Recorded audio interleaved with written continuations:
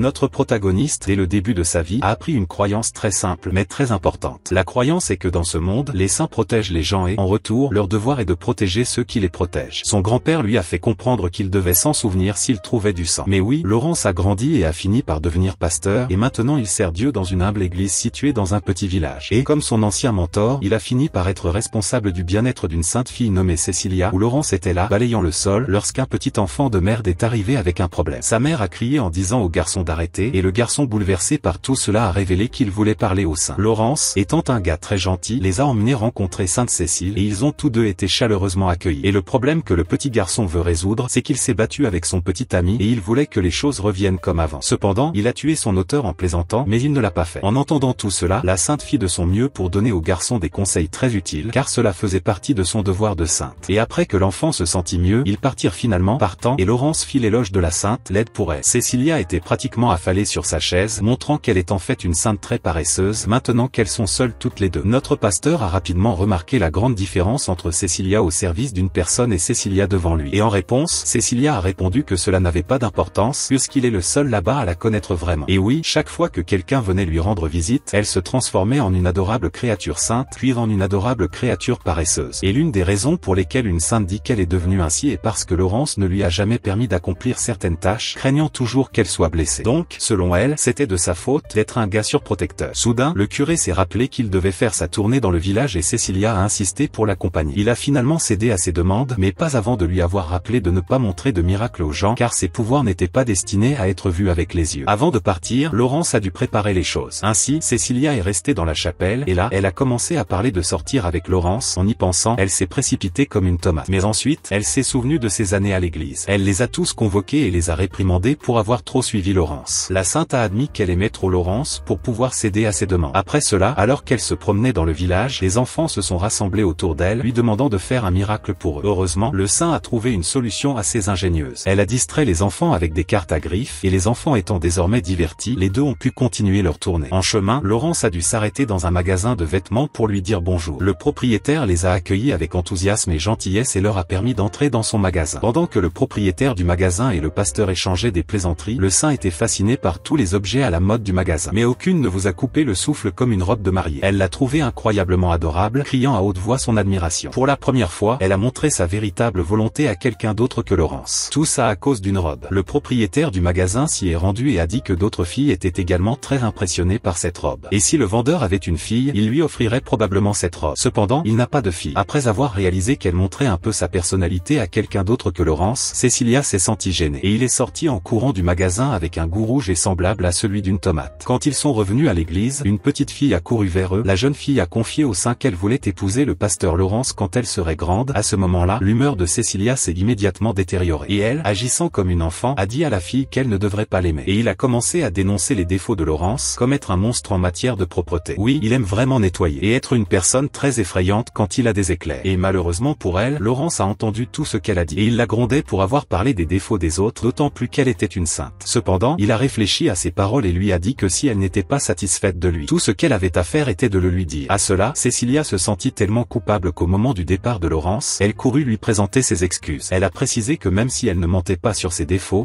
ne sont pas comparables aux nombreuses qualités qu'elle aime chez lui. En entendant tout cela, Laurence s'est juste inspirée et a proposé de préparer des choses à manger pour la joie et Cécile. Ensuite, Laurence, sortie de nulle part, se souvint de la façon dont le saint était apparu de nulle part. Elle était seule et il l'a donc invitée à l'église. Même s'il pensait qu'elle devrait vivre dans un endroit bien meilleur, Laurence faisait de son mieux pour prendre soin d'elle, surtout à cause de ta maladresse. Le lendemain matin, ils étaient là pour prendre un bon petit déjeuner. Quand Laurence est allée là-bas et a dit qu'elle ne lui avait jamais parlé du genre de nourriture qu'elle n'aimait pas manger, elle insistait sur le fait qu'un saint devait faire preuve de gratitude pour tous les aliments. Et Laurence, en revanche, savait très bien qu'elle avait tendance à éviter les poivrons verts et les carottes. Et lorsqu'elle lui a posé des questions sur ses envies de nourriture, il a essayé de nier qu'il n'aimait pas certains aliments. Mais le saint ne s'est pas trompé. Et bien sûr, il a fini par avouer qu'il ne pouvait pas manger de fruits de mer. Et quand il a révélé cela, il était très embarrassé. Parce que la raison de tout cela était qu'il était tombé malade à cause d'une consommation excessive de fruits de mer lorsqu'il était enfant. Cependant, cette histoire n'a fait que rendre Laurence encore plus mignon aux yeux de ceux-ci. Et il lui a fait promettre de garder ce secret. Et elle a été honorée de le garder. Et il a également juré de le défendre de sa vie. Après ce petit déjeuner bien chargé, les deux sont allés faire du shopping. Au marché, ceci était tellement distraite par le marché animé qu'elle a fini par trébucher. Laurence a réussi à l'attraper et a fini par le mettre plus près qu'eux. Et elle était tellement gênée par cette position conclusion qu'elle a fini par le fuir. Ce qui fait tomber notre pasteur à plat ventre. Cécilia se sentait coupable. Mais Laurence était en réalité bien plus inquiet pour elle. Plus tard, Madame le Père Noël a réussi à convaincre Laurence d'acheter des ingrédients contre la douleur. Le curé a rappelé qu'il y a d'autres choses dans la vie en plus de deux. Et Cécilia a accepté, disant qu'elle ne pouvait pas manquer les choses que Laurence lui faisait. Soudain, ça a commencé à monter. Et pendant un moment, ils attendirent que la pluie cesse. Alors, quand un couple les voyait, il leur offrait gentiment un parapluie. Et Cécilia a été instantanément enthousiasmée à l'idée de partager un parapluie avec Laurence. Cependant, juste au moment où ils étaient sur le point d'entrer sous la pluie, la putain de pluie s'est arrêtée. Et Cécilia a été tellement dévastée par cela qu'elle est tombée comme une crotte sur le sol en faisant la même chose. Et Laurence a fini par la ramener rapidement à l'église. Et Cécilia savait qu'en tant que sainte, elle devait protéger les habitants de ce village. Cependant, elle n'était là avec Laurence que par égoïsme. Et au lieu de protéger les gens, elle voulait juste protéger Laurence. Protéger pour toujours. Et le lendemain matin, quelqu'un a frappé à la porte de la cabine. Notre bien-aimé saint n'a pas entendu frapper à la porte. Et en réalité, elle voulait juste retrouver Laurence pour que je puisse lui demander quelque chose. Puis, elle jeta un coup d'œil vers l'entrée de la pièce où elle le vit pousser la porte. De toute évidence, elle voulait voir ce qu'il y avait là. Et Laurence, perdant ses forces, finit par tomber au sol lorsque la porte s'ouvrit. Nous rencontrons alors un très jeune et bel homme qui porte un uniforme de berger et a de longs cheveux jaunes brillants. Et ce type s'appelle Abel. Et ce pasteur se présente à la Sainte Dame sous le nom d'Abel. Il s'est agenouillé pour l'honorer, la rencontrant depuis hier soir. Oui, c'était lui qui se tenait à la porte et Laurence tenait la porte. Et tout ce que je sais, c'est que Cécilia, confuse, s'est cachée derrière Laurence et a demandé qui était Abel. Et il a révélé qu'il était un pasteur qui fréquentait le même séminaire que Laurence. Après cela, tout le monde s'est assis dans la pièce pour discuter de la visite soudaine du pasteur Abel. Apparemment, il voulait travailler dans leur église pendant un certain temps car il se croyait épuisé à force de travailler si dur. Dans la plus grande église, pour laquelle il a travaillé pendant 1 an et demi. Instantanément, Laurence ne le laissa même pas finir d'expliquer et les fit sortir de la cabine. Cependant, grâce à l'intervention de Cécilia, Abel est retourné à la cabane et a été autorisé à travailler à l'église pendant un certain temps pour régler son problème. Et quand Abel et Cécilia furent seuls dans la cuisine pendant un moment, Abel observa ce qu'elle ressentait pour Laurence. Il lui a demandé ce qu'elle pensait de Laurence, et la jeune fille a rapidement rougi rien qu'en pensant à lui. Et à ce stade du championnat, Abel, en réalité, se sent soulagé. En apprenant qu'il y a quelqu'un dans ce monde qui se soucie du bien-être et de la sécurité de Laurence et convaincu que le saint était fou amoureux de son ami, Abel a essayé de déclencher des interactions amoureuses entre lui, ce qui aurait peut-être fonctionné. Si Laurence n'était pas un dur à cuire et après tout ce complot, Laurence allait dire de faire le ménage avant le début de la messe. Et Laurence a dit à Cécilia de se détendre comme elle le fait toujours avec lui. Il voulait s'occuper de tout pour elle et obéir au souhait de son grand-père de prendre grand soin d'une sainte qui bénirait cette communauté de sa protection. Et lorsqu'il parla de son grand-père au saint, il se sentit soudain faible, et la vie est une douleur aiguë et soudaine dans sa tête. Il s'est senti étourdi et a demandé à s'allonger un moment avant de recommencer les corvées. Et en le voyant ainsi, Cécilia a paniqué et ne savait pas quoi faire. Elle était sur le point de pleurer lorsque le pasteur Abel entra dans l'église juste à temps. Le pasteur Abel s'est vite senti inquiet lorsqu'il a vu que Laurence se sentait un peu malade. Et la raison pour laquelle il est comme ça, c'est parce que Cécilia a donné à Laurence beaucoup de protection divine. Et en entendant cela, Cécilia a frénétiquement lancé une certaine protection. Et Laurence sursauta lorsqu'il se réveilla 1 minute plus tard. Au réveil, Laurence a révélé qu'il se sentait beaucoup plus léger après s'être reposé. Cependant, il s'est soudainement évanoui et a été emmené dans sa chambre dans la cabine. Ensuite, Abel et Cécilia ont commencé à parler de Laurence comme étant la seule personne prédisposée à être attirée par les démons